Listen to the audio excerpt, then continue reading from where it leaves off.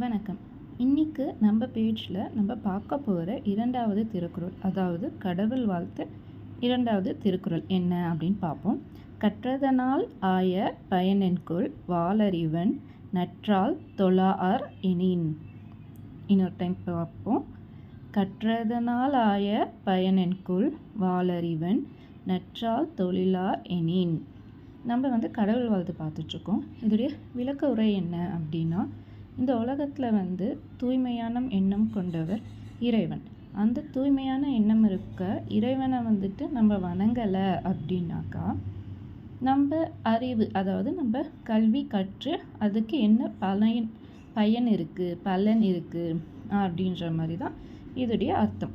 நம்ம இந்த காலகட்டத்துக்கு ஏற்ற மாதிரி இந்த திருக்குறளை எப்படி நம்ம எடுத்துக்கலாம் அப்படின்னாக்கா, இறைவன் நம்பிக்கை இருக்க எல்லாருமே இறைவனை வணங்குவோம். ஏன் அப்படின்னா, இறைவன் எல்லாமே தெரியும், அவங்களுடைய எண்ணம் தூய்மையானது, அவரை நம்பி தான் நம்ம எல்லாமே நம்பிக்கையோடு செயல்பட முடியும் அப்படின்னு நம்புகிறவங்க இறைவனை தொழுவாங்க. அதுவே நமக்கு கண் கண்ட தெய்வம் அப்பா அம்மா இருக்கோம், அவங்க நம்ம நல்ல முறையில் வளர்த்துருக்காங்க அப்படின்னா, அவங்களுடைய எண்ணம் எல்லாமே குழந்தைங்க நல்லா இருக்கணும் அப்படின்னு தான் இருக்கும். ஒரு குழந்தை நல்லா இருக்கணும்ன்ட்டு அவங்க வீட்டில் இருக்க பெற்றோர்கள் கூட உடன் பிறந்தவர்களை தவிர வேறு யார் அதிகமாக நினச்சிட முடியும் சொல்லுங்கள். அப்போது ஒரு நாள் நம்ம தொடங்க முன்னாடி நம்ம நல்லா இருக்கணும், நம்ம எதிர்காலம் நல்லா இருக்கணும் அப்படின்னு நினைக்கிற நம்மளுடைய பெற்றோர்களோ உடன்பிறப்புகளோ நம்மளுடைய மூத்தவர்களை நினச்சி பார்த்து அந்த நாளை தொடங்கணும்.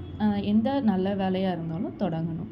அப்படி இல்லை, நான் படிச்சிருக்கேன், அந்த ஒரு ஆணவத்தில் இருக்கோம் அப்படின்னா அது பயன் கிடையாது. நீங்கள் எவ்வளோ படிச்சிருந்தாலும், என்ன ஒரு பட்டப்படிப்பு படித்து என்ன கை நிறைய சம்பளம் வாங்குறவங்களா இருந்தாலும், தூய்மையான எண்ணம் கொண்ட நம்மளுடைய முன்னோர்களை, அது கடவுளாகவும் இருக்கலாம், நம் பெற்றோர்களாகவும் இருக்கலாம், ஆனால் தூய்மை கொண்ட நம் முன்னோர்களை மதிக்காமல் நாம் நம்முடைய சொந்த வழியில் செல்வது அறிவிருந்தும் இல்லாததற்கு சமம் என்கிறார் திருவள்ளுவர்.